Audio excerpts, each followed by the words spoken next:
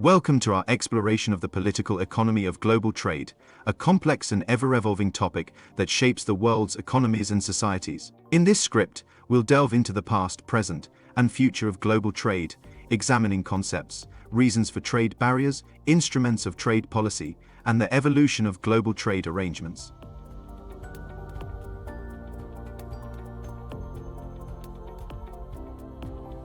Let's begin by understanding the concept of the political economy of global trade. Global trade has a rich history, dating back to the time before Christ, when merchants sent representatives abroad to exchange goods and services. It has not only shaped international borders, but has been a driving force behind changing world history.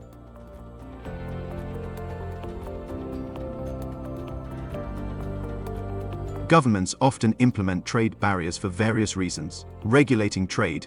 One key reason is to encourage local production and make it challenging for foreign competitors to enter the local market. Protection of local jobs. Trade barriers can also be used to protect domestic jobs, discouraging the importation of goods and services produced locally. Import substitution. The more manufacturing happens within a country, the more evenly wealth is distributed among its economic agents. Protection of infant industries. Young industries often need protection to compete against established rivals, and governments may provide this support strategically. Attraction of local production and foreign investment. Reducing reliance on foreign suppliers. Over-reliance on foreign suppliers can make an economy vulnerable, prompting governments to reduce dependence. Reducing balance of trade payments or deficits. Subsidies and incentives can attract both local and foreign investments in critical economic sectors. Promotion of exports. Governments use trade policies to achieve trade equilibrium, discouraging imports while promoting exports. Some theories suggest that economic advancement can be achieved through export promotion, with governments applying subsidies to facilitate it. Anti-dumping remedies. Governments may use trade barriers to address dumping, where foreign companies sell products at prices lower than production costs. Political objectives or retaliation. Trade barriers can be used for political reasons, such as sanctions against countries with poor human rights records, or as a form of retaliation. Protection of national sovereignty.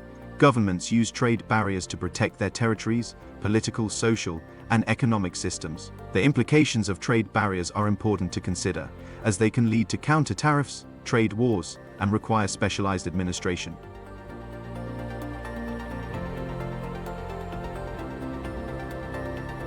There are two main categories of trade barriers: tariffs and non-tariff barriers. Tariffs are taxes imposed on imported goods, input materials, and services. They can be specific tariffs based on quantity, or ad valorem tariffs based on a percentage of the item's value. Export tariffs are paid on goods and services leaving a country for another, though they are rarely used today. Transit tariffs are special duties on goods and services passing through a country to a final destination. Subsidies are financial payments to domestic manufacturers or service providers, often to lower consumer prices. Quotas restrict the amount of goods or services that can be imported over a specific period. Import quotas require an import license, often combined with a specific tariff. VER is a self-imposed quota on goods exported from one country to another. Local content requirements.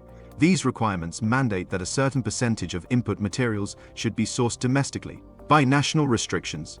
These restrictions promote local consumption of goods and aim to improve brand loyalty and industrial capacity. Technical barriers discourage imports through non-tariff measures and are often used to impede imports. Dumping occurs when goods are exported at a price lower than their normal value. Anti-dumping policies.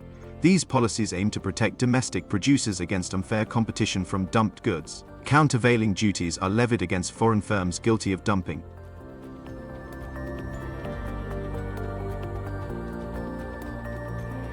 The evolution of global trade arrangements has been shaped by organizations like GBMP and WTO, which have promoted the efficient allocation of resources and comparative advantage. But the future of global trade remains uncertain.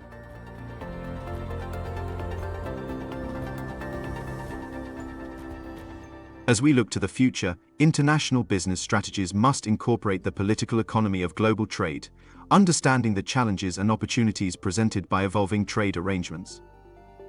In conclusion, the political economy of global trade is a dynamic and multifaceted field that has far-reaching implications for economies and societies worldwide. Understanding its complexities is essential for individuals, businesses, and governments seeking to thrive in the ever-changing landscape of global trade. Thank you for joining us in this exploration of the political economy of global trade.